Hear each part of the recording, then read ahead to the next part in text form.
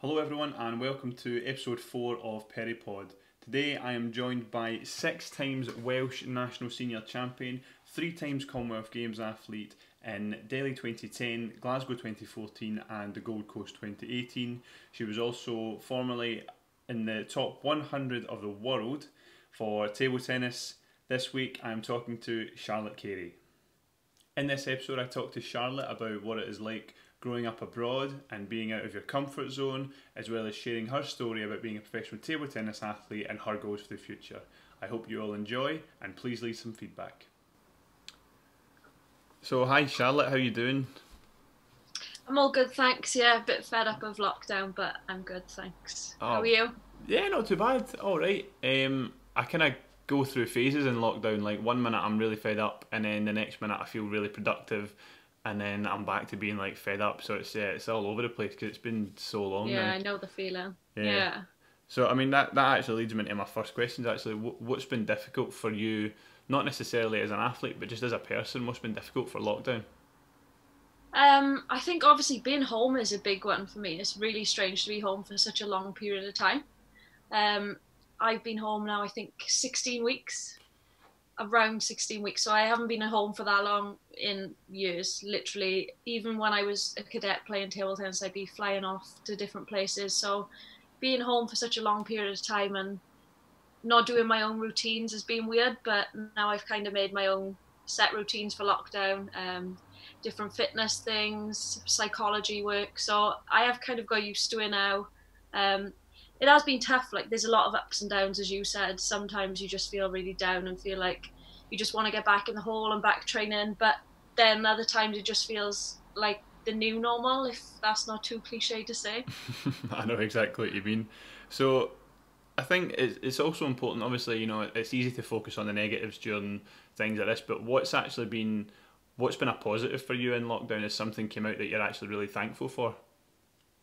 Yeah, I was struggling with back problems just before lockdown. After the nationals at the start of March, I had to take a few weeks off, so I was already going into lockdown with a few weeks off anyway. But I think it's given me the time to recover properly, to really knuckle down on the rehab of my back and sort of not be on the table as much, because I think I find it really hard to take time off the table. I feel guilty for missing training sessions, so it's been good to do a lot of work on my back, a lot of fitness, and a lot of things that haven't been like triggering my back problem. So I think my fitness levels have definitely increased. I think I've toned up quite a lot, so it has been good really. And obviously I've had time to work on my psychology course that I've been doing and really work on psychology within table tennis as well. And again, I think a big psychological hit has been the negatives of being stuck in the house. So I think working around that as well has been another good thing for the psychology side of things. And what about personally? You know, you've spoke a lot about being a table tennis player, but you're a person first and foremost. So what's it meant to you being home? Like I'm sure it must be great seeing your family. Oh yeah, it's really nice. It's nice to spend time with my parents a bit more. My mum's been working all the way through lockdown. My dad's been off because he's immunosuppressed, so it's been nice. I mean, we've had lots of arguments, which is probably a given, but at the same time, we get over them in about 2 seconds, and it's been good to spend time like that I've missed out on maybe the last couple of years with living away. It's been a bit annoying not getting to see sort of grandparents and friends and stuff, which is normally like a big thing that I do when I'm home. I spend a lot of time with my friends and family because it's normally sort of my off training period that I come home. So it has been weird to not see them, but now we're kind of easing lockdown. It's been nice, and you sort of don't take those things for granted anymore. Getting to like hug your grandparents and go out with your friends. So it has been nice. Yeah, absolutely. I was the same. Like this is the same for me. It's the closest I've ever been to my family. Yet at the same time, it feels like it's the furthest away I've ever been. Because as you said, you can't Yeah, interact with them as what you would like to do. You know, you can't go and give them a hug and things like that, and that's really tough. But I suppose it's yeah. still great that for people that yourself and me that we can actually spend time at home away from the table and just sort of switch off a little bit because you know for you it's been so full on for such a long period of time. Yeah, exactly. I think so many days I spent wasted in an airport, and it is draining. Obviously, I love training and I love traveling, but at the same time, it is nice to kind of just be focusing on fitness, focusing on relationships at home, and obviously with Zoom and things nowadays, it's been quite easy, and you do keep in contact with your friends probably a little bit more when you're at home just doing nothing. So yeah, it has been nice. There has been positives that have come from it, definitely. Brilliant. I think that's great, because that's a message that I really want to get out there. Is there's definitely positives from lockdown, you know, because it's very easy to just look at the negatives, and actually there's so much out there that we can be thankful for, like you said. And you mentioned it there that you know, you spend so much time in airports and you're always on the road. But before we get to that, obviously I think we need to go back to the start and explain how you got to spend so much time in an airport and on the road and things like that. So how did table tennis become part of your life? Yeah, so my grandfather plays table tennis. My mother played back in the day, but she wasn't very good. I think she played county level. But yeah, my grandfather and I were really close. We still are, and I spent a lot of time with him when I was younger. My grandparents used to pick me up from school most days, so I really looked up to my granddad, and yeah, he played table tennis in the local club. It was actually in a primary school, so I'd always ask him if he could take me, and he'd always say, "Oh, you can't see over the table yet, so you'll have to wait a little bit longer." But yeah, he took me along, and I kind of played with all the old men in the club. There wasn't really anyone my age. And then I think my granddad took me to a bigger club then. There had lots of different age categories and different styles of players. And then it kind of went on from there, really. And I'm actually going to drift away from my notes a little bit there, because you said there was no one really your age, but was there many girls in the club? No, I think there were a few wives who came along and just came for like the talking session with the other wives, but there were probably 2 or 3 women who were older. But yeah, I kind of stuck by my grandfather's side, and he played with me the most, really. But yeah, it was strange, but at the same time, everyone kind of supported me from that club when I was turning up the young one, and I had a little bit of talent. So I think that they looked out for me a little bit, and it was kind of nice for them, I think, to have a young player in the club as well. Yeah, I think you've kind of touched on it there a little bit, and from pretty much every table tennis club that I've ever set foot in, there is almost like a family sort of atmosphere. Like everyone just wants everyone to play, and I guess that's what it was like for you at your first club. Yeah, definitely. Obviously, I was really young, and they were all good table tennis players for me in comparison to me back then. So it was nice to play with them.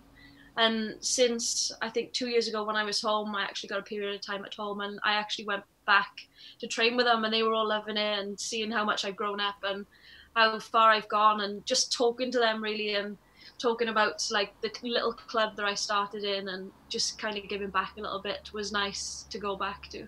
Yeah, no, that's brilliant. I've got similar experiences when I go back home and go to the drum and get to play there, and it's brilliant, you know, because you really appreciate all the hard work that went in from like volunteers and and your granddad taking you down. It makes it all feel a bit more special, definitely. doesn't it? Yeah, it's brilliant. Yeah, So, yeah, it feels like you're just giving something back for them to see how far you've gone as well. yeah, exactly. Now, I've done a bit of research, and so, well, I'll ask you first. Do you know how many national titles you have spread across the board?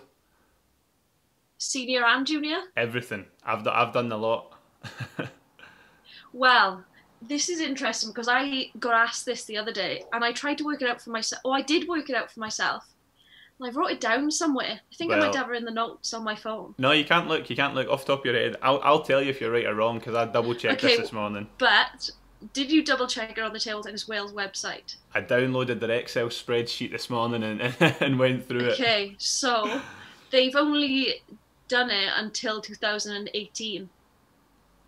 So I never noticed. I never even noticed. So I've got 19 and 20 seniors, 19 and 20 doubles, and 19 and 20 mixed doubles to add to that as well.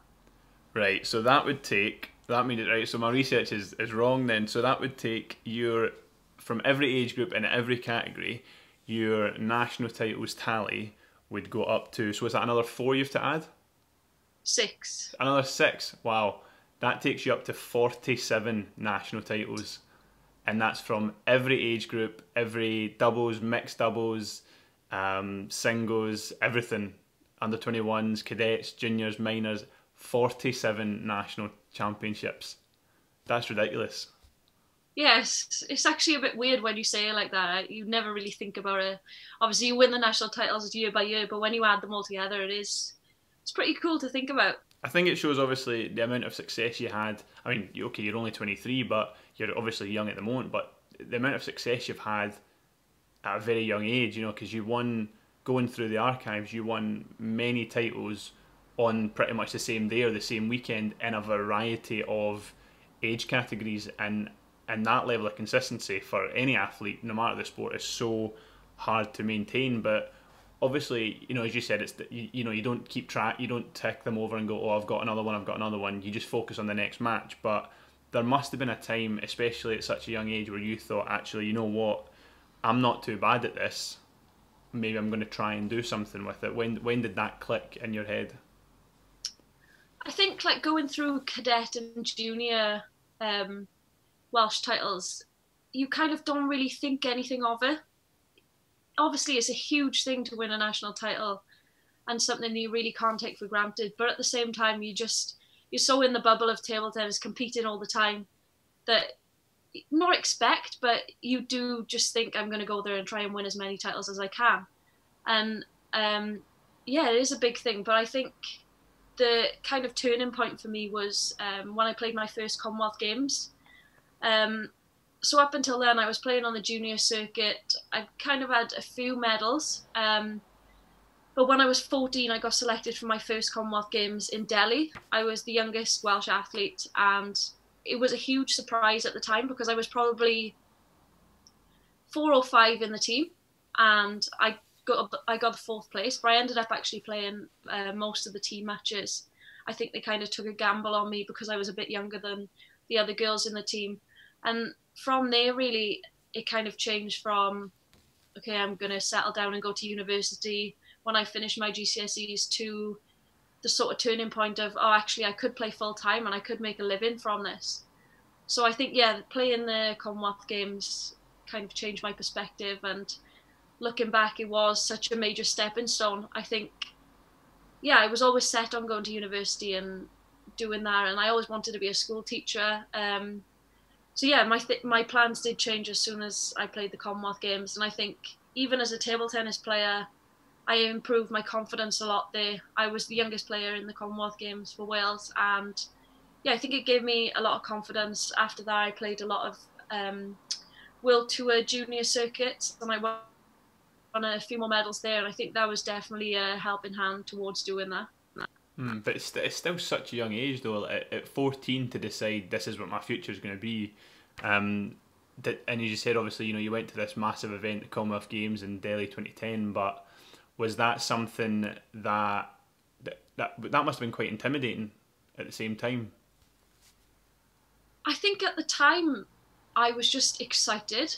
I don't think I felt the intimidation really, because I was just so excited and so happy to be selected for such a prestigious event and such a big team. And even flying into Delhi and being around some of the best Welsh athletes that I've watched on TV, obviously I was nervous to go and speak to them, and I was nervous to be a part of it, but at the same time they made me feel like I was part of the team. I'd never felt like I wasn't a part of that team, or I never felt like I didn't belong there. So I think it was just a crazy experience, and I think I did just feel excitement. I had no pressure, and as I said, I was just happy to be there, and I knew there was no intention of winning medals there, so I could just really enjoy it. Brilliant. So at 14, you've been selected for the Commonwealth Games. After this whole event, you've decided this is what my future is going to be. But prior to that, you've obviously had to train and compete at obviously a very high level just to even get selection. So did that have an impact on things like your education? Yeah, definitely. I mean, even going to the Commonwealth Games at 14, I remember my parents went into my school and spoke to my headmaster. He was really supportive throughout my whole school years. And my parents said, look, it's going to be the first 3 weeks of Charlotte's GCSE years. What do you think?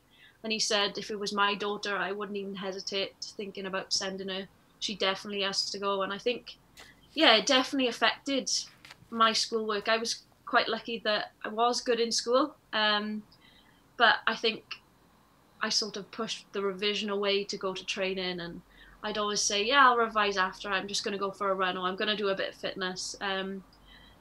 So I think looking back, I probably could have done a little bit of less training then. and maybe got a few better results, but I'm happy enough with the results I got throughout school. But yeah, it was a bit surreal, really. I think more so for my friends and my teachers that I'd be away at a tournament on the Sunday night. I'd get home middle of the night and then be in school on the Monday morning. But yeah, all the teachers were really supportive. They gave me a lot of work to do when I was away. I can't say I probably did a lot of it, but yeah, they did give me the work, and it was definitely in my suitcase. But yeah, I was quite lucky that I could catch up pretty fast in school, but my attendance wasn't great for sure. No, I know the feeling there. And so you mentioned earlier on that your original plan for growing up and being an adult was you wanted to go on and be a school teacher. So how did the impact of choosing to become a professional table tennis player what was the impact on your further education? Has it completely been written off, or is it on the back burner, or do you do things like the Open University or stuff like that? Yeah, so I think at the time I got given the opportunity straight after my GCSEs to go and play table tennis full time, and I didn't really hesitate about it because I think an opportunity like that doesn't come up often, especially from a girl from my area, my age. Yeah, it was an unusual opportunity, and I think that I just thought I've got to grasp it with both hands and just really do it now. I mean, I can always go back to education. I've started studying sports psychology now with the Open University. So, yeah, I just wanted to really focus on table tennis my first few years playing full time. Now I think that I've learned how to manage my time better and kind of know when I should be training and how I should be training a little bit more. And I'm able to do that for myself. I think now is the perfect opportunity for me to try and do both. But at the moment, I still think I'm improving, so I don't want to go back into full-time education and completely turn my back on full-time table tennis. But I think whilst I'm still improving, and yeah, just doing something else as well is good for a distraction. Sometimes you can get all into the bubble of table tennis and the travelling, and I think it is good to have something else to focus on at times. Yeah, no, I completely agree. It's very easy to, once you get in that full-time setup, as you said, this bubble gets put around you and that's the only thing you can think about, and then you can actually end up losing a little bit of focus on that. Whereas, as you said, when you have a distraction, it's easier to then maintain focus on the table tennis because you've got something else that will help put your mind and body at rest, and that's brilliant. So I know that obviously growing up, school wasn't the only challenge. You've got such a tight group of friends. I love seeing it on like Instagram and stuff when you go for your reunions and you all meet up, because obviously you don't get to see them very often. But it must have been difficult growing up all over the world and being away from your friends and missing so much. So were relationships with those kind of people in your life, was that tough because you're away all the time? Yeah, I think at the start I thought it would be a lot tougher. And I think it was probably something I was a bit apprehensive about, maybe losing friends. I've seen it from other players who've gone abroad who've maybe come back and then they don't have many friends around them. But I think one thing I'm so blessed with is the fact that my friends have stuck by me. If anything, we've probably got closer. We talk all the time on the group chat, and when I come home, it makes it more special, as I said earlier, to see everyone, and everyone really does make an effort to come out and see me when I'm home. And yeah, I definitely don't take that for granted. It's something that's really special. I think my group of friends are a really special group of friends that we are all so close and we all support each other 100%. Yeah, they really support me in everything I do. So I am really lucky with that. But I think as well, moving abroad, I've been lucky enough to make different friendships abroad as well and meet new people and my flatmates. And last summer, actually, my Swedish friends came over and met my Welsh friends, and it was kind of surreal, like the two worlds coming together, and everyone got on like a house on fire again, which is really lucky. I think both of my friendship groups within table tennis and at home, they are really good people. So I think that it's always nice when they come together and you get to see them all meeting each other, because they've all heard a lot about each other, so it's nice for them to all catch up and actually meet each other as well. Oh, brilliant. I love that. I think that's fantastic. But I mean, at some point or another, you've obviously been away at a competition or training camp or just living abroad in general, and you know, you'll have missed the birthdays, you'll have missed the parties, you know, what like the girls' holidays, that must have been tough to miss out on them, because, you know, that's something that when a group of friends go on holiday together, it really does make memories for life, and to feel that you've been left out on that must have been tough though, because you're in this brand new environment. Yeah, well, I'm sure you can relate on this, is with table tennis and with any full-time sport and moving away, you have got to make sacrifices, and obviously I've sacrificed a lot of things, university, growing up with my friends and going on girls' holidays and stuff, but it has been worth it. And as I said before, when we do go on holiday together, we make it special. To be fair, the girls are quite good. They do try and plan things around me being home. But yeah, obviously birthdays and stuff, I can't come home for every birthday. There's 9 of us in the group, so I'd be home almost every month. But yeah, I do feel like some things I miss out on, but at the same time, the amazing opportunities and stuff the table tennis have given me, and getting to travel across the world, you can't really complain about missing a birthday party when you have got these opportunities and you are living out your dreams, really. Yeah, no, I think that's such a great perspective on it, because, you know, it's something that is often overlooked, is the amount of sacrifice that goes into being, you know, a full-time athlete, and that's regardless of level of play. You know, you could be playing at the highest top level, or, you know, somewhere a few divisions below, but as long as you're a professional athlete, you are making those sacrifices, and I think it's something that is completely overlooked. So I'm really glad you've shared that. But I mean, so you're 23 now, aren't you? 24. 24. Just turned 24. Just turned 24. So that's still, I mean, you're 2 years younger than me. That's still incredibly young to be living abroad at full-time centres and stuff like that, because you've done that for a while now. So, I mean, you moved away, was it 16 you moved away? Yeah, I moved to Hungary at 16. So that must have made you grow up so fast, you know, because you're in a country where you don't speak the language, you know, you don't know the culture, you know, you wouldn't have many connections over in Hungary, I don't imagine. So that must have made you grow up so quickly. What was that like? Yeah, definitely. It was strange because I knew a lot of people from the World Tour, playing around the circuit. A coach from London actually set me up with a club to go and play out in Hungary, and I knew some of the players in the club, but kind of just from seeing them in tournaments. I mean, they couldn't speak the best English, just a little hello, how are you kind of thing. But yeah, it was really tough. I was living with a coach, and his English wasn't great. I obviously had no knowledge of Hungarian moving out there, but I think it does kind of open your eyes, and you've got to be open-minded to things like that, and you've got to try and learn how to communicate with people. It is extremely tough. I'm sure you know yourself, being in different countries, but you've got to get around, you've got to get by. You do learn how to communicate. You kind of make way with it. You learn signs, and you kind of learn little bits of the language. And I think it is tough, especially Hungarian. Hungarian's a brutal language to try and learn.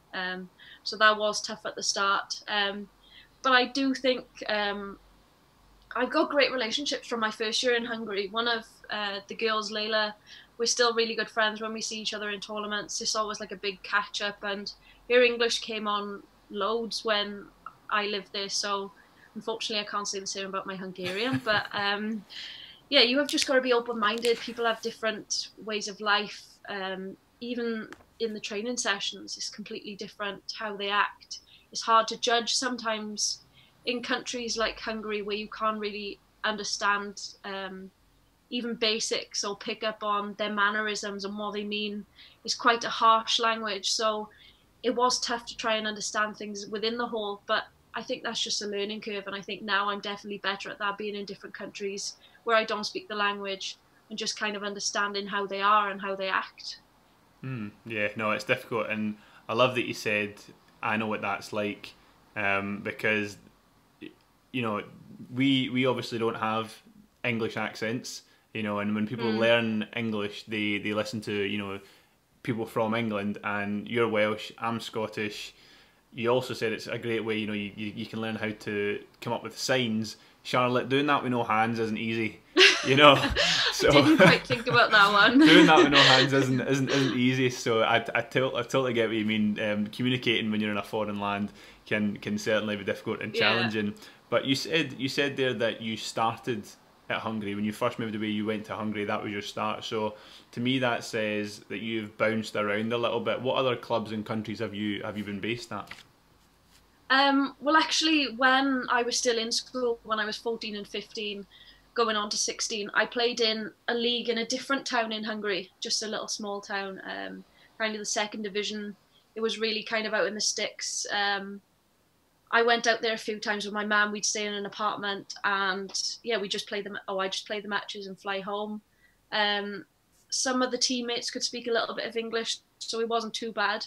When I was 15, I played in Belgium, in Diest, and they spoke a bit of English, but I was travelling there myself, on the train, on the Eurotunnel, so that was a challenge doing that by myself. Obviously I had people picking me up either end, but it was still a big thing, really. Even saying to my friends about it, they were shocked that I was doing it by myself. But then, yeah, when I moved at 16, I moved to Hungary. After that, I lived in Germany and Sweden. I kind of travelled between both, and then I went again to a different club in Hungary. I don't know why I had some sort of connection with Hungarians in the end. They were really nice people and really welcoming. So I went back there for a year, and now I've been in Sweden for 3 years. So Sweden's kind of the most like home. Obviously they speak English perfectly, probably better than I do. I know they have taken the mick out of my accent a few times, and they do try to mimic me a lot. But yeah, it has been good to live in Sweden as well. Obviously, because it feels so like home, you kind of relax and think that it is very similar, but they do have really different cultures and different ways around things, and it's a lot more relaxed out there, and their personalities are kind of closed. They're not as open as us, so I think it does take some time to build up those relationships. Even though they speak perfect English, they're quite closed books in Sweden, so I think to build those relationships and work around that kind of personality was a challenge, but it's been great living there for the last 3 years. Fantastic, because you also play in Spain now as well, don't you? Or you were before all of this lockdown? Yeah, so I've actually signed for the team in Spain again next year, or next season. I don't know when that's going to be starting. There were talks of it starting in September, but maybe it's January now. But I'm actually going to be moving to Spain as well next year, starting a new chapter, and I'll be playing in Portugal as well. Fantastic. Best of luck with that. So you've played some big events. You know, you've played World Championships, European Championships. You've also mentioned that you played Delhi 2010. So do these events come with an added pressure of, you know they're special? Do they sort of take a bit more precedence in your preparation and how you approach it as opposed to like a regular pro tour, or is it just another match for you? I think it's different. Europeans and World Championships, obviously they're every year, and World Championships is a big one because there are so many different countries playing at different levels, so you can push to get some good results. Same with Europeans, really. You are always pushing to try and get a good shock result. Obviously, I'm around 120 in the world, so I'm always looking to try and beat a higher ranked player. But obviously there are dangerous players around my level as well, so it is interesting playing Worlds and Europeans because they're every year. But I think with the Commonwealth Games, it seems like a big thing because it's every 4 years. There's a big build-up to the Commonwealth Games. It's all on TV. I think it's just a little bit different to just the Worlds and Europeans because, okay, for us it's big. It's big on ITTF, on their websites, on our social medias, but the Commonwealth Games is everywhere. You see it all on TV, and all your friends know about it, all family knows about it. So it is a big one. I think there's a lot of pressure on it. Last Commonwealth Games in the Gold Coast, I think we felt the pressure a little bit more. But it was a good kind of pressure. We were excited for it. Again, we were probably ranked about 6th, so we were looking to try and cause an upset. We got to the quarterfinals in the team event. which was what was expected. We had some good results. We all pulled out some good results here and there in team event and in doubles. But I think the next one we're going to be looking to try and medal a little bit more. Yeah, and it is just a big event because it's 4 years. There's a lot of build up. There's lots of interviews. You're in the village with loads of other sports, so it does feel like the next level, really.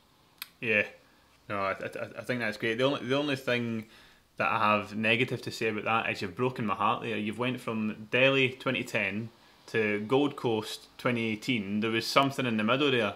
Well, I must say Glasgow Commonwealth Games was my favourite. Ah, thank you. I feel like you're just saying that now, but I was just waiting to give it a special mention. But in terms of, for you, was it somewhat of as close to a home games as you could get? It's up there. It's only up the road in Scotland, and I know obviously it's not a home games for a Welsh athlete, but did it kind of feel like it? 100%.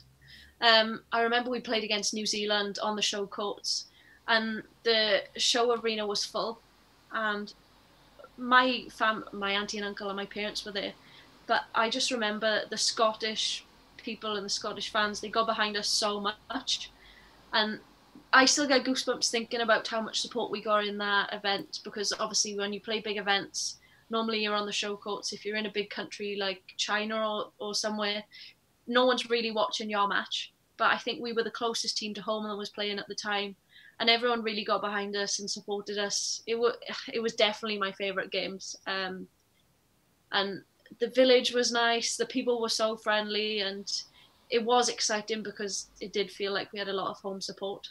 No, brilliant. I'm glad, because that's I attended almost every evening session of the table tennis at Glasgow, and that's something that I remember as well. Is every home nation got such a massive support from the Glasgow crowd, and for us it was just, obviously we were there to support Team Scotland, but just to see, because the stands were full with table tennis fans, so it was all people that you would play in Grand Prix and stuff. So when yourself or the English team or Northern Ireland and things like that, and obviously Scotland, like when they came out, the whole place just erupted because everyone knew who they were, and it was great to see that support. But while we're on the subject of multi-sport events and things like that, correct me if I'm wrong, you were on the long list for London 2012, weren't you? I know you didn't go in the end, but you were on the long list, and so you'd have been 16 at the time, I think, when all that kind of came about. So what was that like? Because obviously you've been to the Commonwealth Games already. I'm assuming you would have done a World Champs as well, just in between, or Euro. Yeah. So to be in contention for a place at a home Olympic Games, what was that like? I actually remember Ryan rang me, and the national coach for Wales, he rang me and he said, "Are you sat down?" And I was like, "No, I'm walking up my stairs. Why?" And he said, "Oh, you're on the long list for the Olympics." And I said, "What? I'm on the long list?" Because it was crazy at the time. There were a lot of players I really respected who I played against, who I thought were much better than me at the time. Kelly Sibley, Joe Parker, Nalu, Naomi Owen, they were all big names kind of in Britain back then. But I think it was an honour to feel like I was in contention for something like that. And I think that gave me a bit of hope with going full time as well, that kind of the British coaches did have a little bit of belief in me, and they did think that I was capable of something like that at a young age. And I think, that's given me hope for the future, kind of. This Olympic Games obviously is really hard to qualify for. We didn't qualify in the team event. The singles we're still waiting to try and qualify. But definitely the next Olympic Games, I think whilst I'm still improving, I'm still reaching out for that goal. I'm really trying hard to get there. I mean, it's the pinnacle of every athlete's career to play in Olympic Games. Obviously the Commonwealth Games is huge, and it is such a good learning curve really to have something like the Commonwealth Games. I think we're really lucky to have the Commonwealth Games as a big multi-sport event, as kind of a pathway to the Olympics. So I think, the long list selection was a big thing for me, and it's given me a lot of hope and confidence. I think, as you said, sometimes it's not necessarily about getting the game time. It's about actually just getting the nod, and it almost feels like, as you said, there's that appreciation there of your ability, and it makes you want to push on and improve, so that you end up hopefully one day, as you said, representing Team GB at an Olympic Games, whether that be Tokyo or the next one in Paris. That would be amazing. Yeah, definitely. And it's incredibly difficult to do. But another thing that's incredibly difficult to do that you've went on to achieve is you've been ranked inside the top 100 in the world. And as an able-bodied athlete, that is phenomenal. The standard is so high at the top of the game, and to be inside the top 100 of the world is an amazing achievement. So well done with that. You're currently just outside the top 120, as you said. But how do you plan on getting back up the ranks? Obviously it's difficult at the moment because you can't compete. So how do you plan on, when things are back to normal or new normal, whatever it may be? What's your plan of action to get back to top 100? Because I totally believe that you deserve to be there. Oh, thanks. Yeah, well, I think when I get back to training, I think I'm just going to take a few weeks just to train and just kind of get back to normality and feel like I'm back at myself. I think one benefit of moving to Spain is there's going to be a lot less travelling for me. So last year when I played in Sweden and Spain, I was travelling a lot to Spain and then travelling to tournaments as well. Whereas I'm not playing as many matches in Portugal this year. So if I'm based in Barcelona, I'll have a lot more time to be training, and then obviously trying to fit a lot of world tours in as well.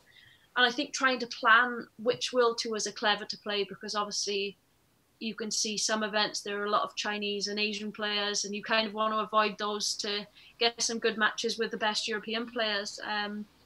So yeah, trying to pick which events I go to, I think will be a big one. And just trying to get a lot of exposure to different styles of players, different countries, and yeah, just trying to play lots of events, but not giving up too much training time, I think is really important for me in the next season. Yeah. Yeah, I think as you said, it is really important to pick the right competitions, because following your results in Spain and in Sweden, you have great team. You've got a great team around you, and you guys succeed a lot. I think you were in contention to win the league, and you were doing really well in your other league and things like that. And it's these club results must give you a lot of confidence going into pro tours. Yeah, definitely. And I think one thing that was a bit disappointing really for me, sort of at the end of the season, well, it wasn't the end of the season, the end of when we stopped playing in Spain, I had some really good results. I'd beaten two of the best players in the league, two of the Chinese players. We'd beaten the best team in the league, and we were top of the league in Spain. So that gave me a lot of confidence. I felt like I was playing really well.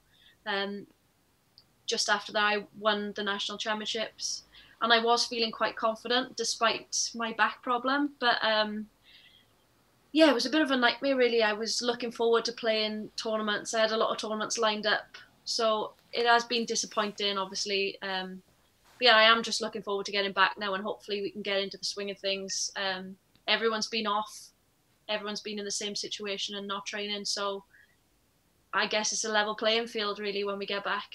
And you say everyone's been off and no one's been training, and I want to talk about that. Has that temptation ever come into your mind, especially at an event like Gold Coast 2018? You're surrounded by incredible beaches, great weather, great people. Did you have to really sort of rein in your focus at an event like that, where it could have been easy to switch off considering the environment? Yeah, I think going into those big villages, obviously you've got games rooms, you've got like unlimited buffets and stuff. I think a lot of people do get distracted by it, and it kind of feels like an all-inclusive holiday at times. But I think you have just really got to knuckle down. It's only every 4 years, so you have got to really just push on and do the best that you can. I mean, we set out as we meant to go on. We started going for runs every morning, obviously to try and help with the jet lag as well. And we tried to start with keeping on the healthy diet and keeping like we normally would generally throughout the season. And I think when you do play a big event like that, I think it's important at the end of it to have a good few days off. I was lucky enough to stay in Gold Coast for a few days after and just kind of wind down and look at what you've worked towards for the last 4 years. So I think that one thing that we probably do take for granted is scheduling breaks. I definitely do. I'm terrible at just having a week off. I'm not good at relaxing at all. I always want to be training. I feel guilty for missing training time. So I think that is one thing that's really important as an athlete, is to just have a good break and just unwind after big events. But when you are in a big event like that, I think it's just so important to just knuckle down and try and get the job done as best as you can. Yeah, no, I think, and it's great there that you've spoken about, it's difficult to schedule breaks. I find it difficult myself. I'll go on holiday with my wife, and she'll see that I'm kind of getting agitated, and she's like, "What's wrong?" I'm like, "I just want to." I'm like you. I feel guilty. I feel like I should be training. I should be doing everything I can to be on the table, and I think that that creates a real sort of resilience within you, and that must be something. Well, it's definitely a transferable skill, and developing skills like that when you take it into your sports psychology courses. How does that play out? Because for me, I've found that I'm very open. I use a sports psychologist. We as a team do it. We work with him every week. Andy, he's a great guy, but there's often a stigma that comes with sports psychology. And for you to go in to learn about that, is it because of your own experience, or is it just something that interests you, or is it a bit of both? I think it's a bit of both, really. In table tennis Wales, we haven't really had a psychologist. Before Glasgow Commonwealth Games, we did have use of a psychologist, but it's been something that hasn't been easily accessible for us. And obviously me playing full time and kind of funding my own career, I have never really had the funds to really delve into working with a sports psychologist. I think a lot of the stuff I've done has just been through coaches and through my own learning. And I think it was something that I knew would benefit me in the future in life, and if I wanted to go into being a sports psychologist. But generally I think it's helping with table tennis. Obviously when you work with a sports psychologist, they're helping you, but when you're learning how to deal with the problems and how the sports psychologist looks at things, I think it's a completely different side of it as well, because you're not only learning what you should be thinking as an athlete, but you're also learning how the sports psychologist is processing all the information you're giving to them. So I think it has been really beneficial, and I'm definitely enjoying it. In the future, I'd like to work for Table Tennis Wales and be a coach. I've done a bit of coaching already. So I think that having a sports psychology platform behind me would be extremely beneficial, not just for myself, but for the other athletes in Table Tennis Wales if I did go into coaching for Wales. Yeah, I think that's incredible, because that would be such a selfless act for you to say, I've done all this experience. It'd be very easy for you just to walk away and be like, I've done it, I've done my time, I've sacrificed so many hours. But for you to say, actually, I want to go back, I want to help the young, girls in particular, I would imagine, go on to do what you've done. But if you can take another added bonus to that you've got a sports psychology degree, you can help on two fronts, and you can really, give the girls an experience that you said, you wanted that experience. If you wanted to work with a sports psychologist, it was very difficult for you to get that access, and I think if you're in there doing that, and impacting these young girls' lives, that would make an incredible difference, because I said I think it's now time that we really need to make a push on breaking down the stigma of psychology. I feel like there's so many people, oh, you see a sports psychologist, you must really be struggling. And as you said, you hit the nail on the head. It's actually about making you stronger and making you better, and it's not about all doom and gloom, and it's about providing that positivity.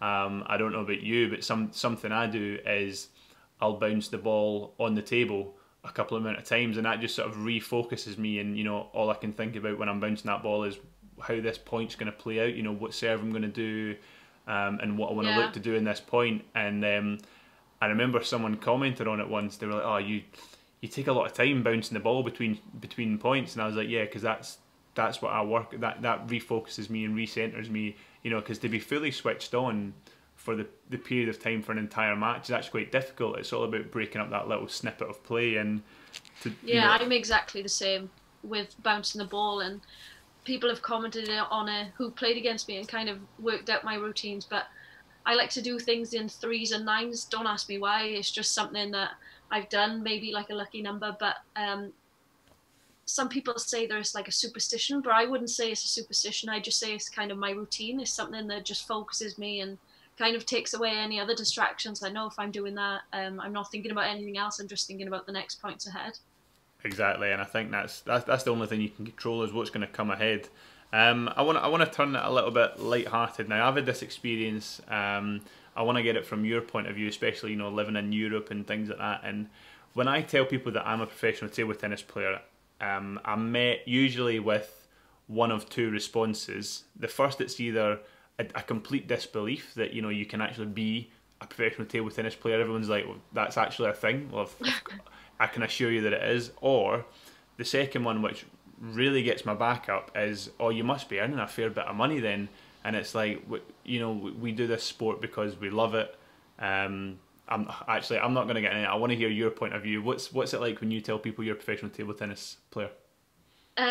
Yeah, so I'd say there's another option as well. So there's always one, the disbelief. No, you don't look like a full-time table tennis player. You're definitely not a professional table tennis player. So then I question, what does a full-time table tennis player look like?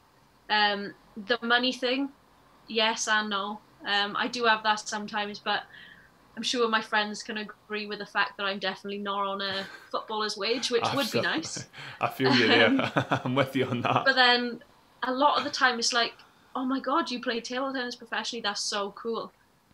And then another one, I would beat you in table tennis. That's probably the most frustrating one. You can meet anyone. Yeah. Oh no, I'm brilliant at table tennis. I played in the youth club.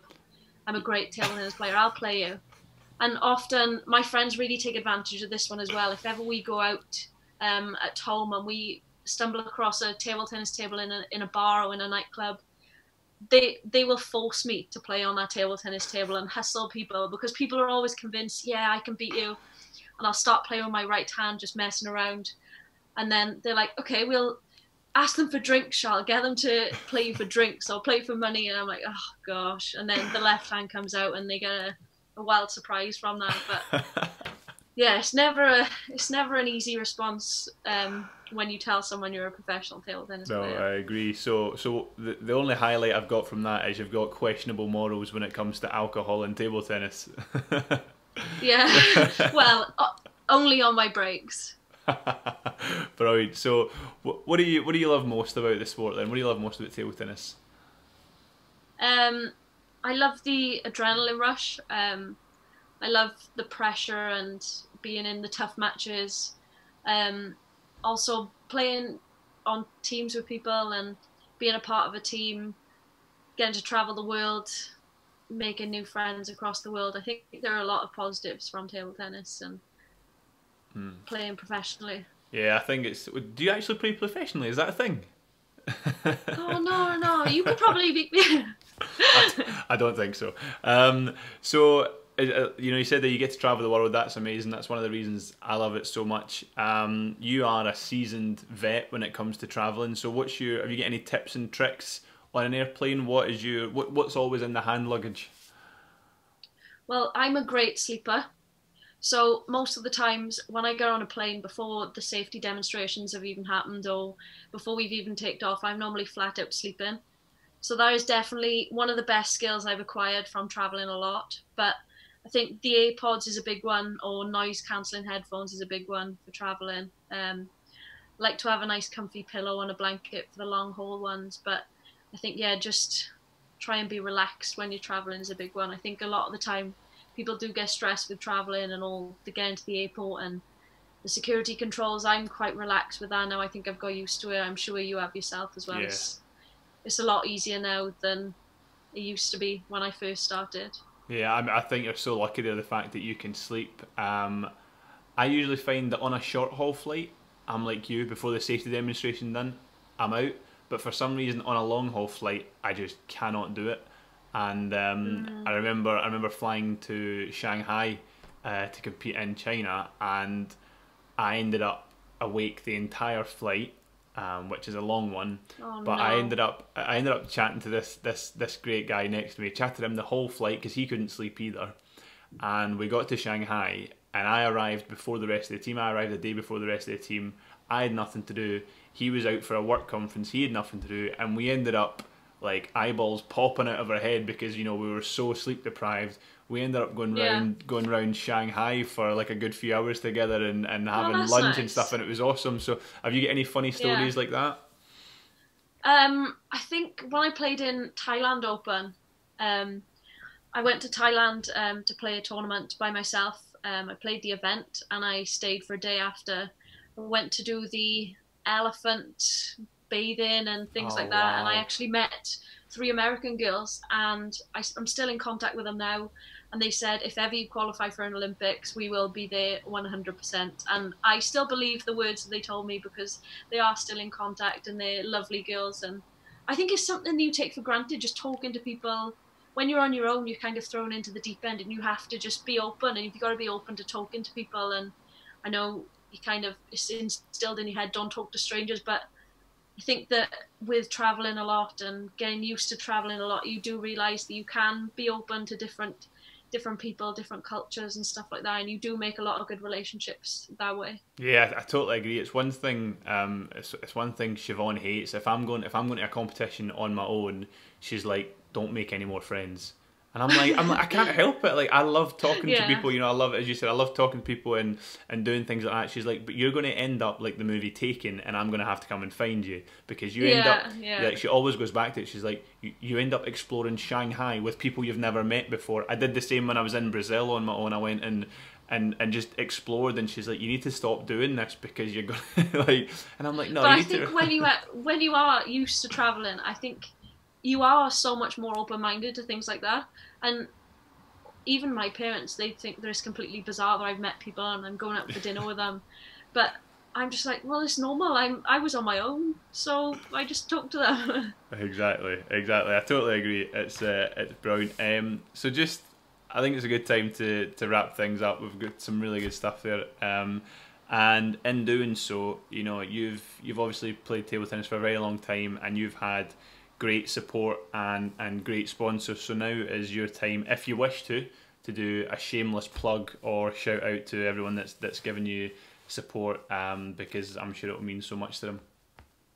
Yeah, so firstly, just would like to thank Table Tennis Wales for supporting me. T-Sport, my brand sponsor, your brand sponsor, equipment sponsor. Met Coaches, they're a bus company in London, but the guy's actually from a small town near me, and he's helped me a lot. Also my parents, they've helped me. They've basically been my sponsors over the years, not so much anymore, but as a junior. All my family, my friends, my IX friendship group, and yeah, just all the people I've met travelling, and people who've supported me in different clubs in different countries along the way and along the journey. Fantastic, because they make the journey, don't you know? When these people get involved and sponsor you and things like that, it's incredible, because to have people show that support in you and put their faith in you, it's such a nice, humbling experience, and it's great. So yeah, I just want to say thanks, Charlotte, for appearing on PerryPOD. Thanks for having me on. No, you're very welcome. So, well, there you have it. That's another episode of PerryPOD completed. A massive thank you to Charlotte for sharing her story. I had a great time doing it. I hope that you guys enjoyed at home, whether it be listening to the podcast or watching on YouTube. Please remember to like, share, subscribe, and I can get more podcasts out to you. If you leave some reviews or send me some questions, I can get the questions you want answered. Thanks again.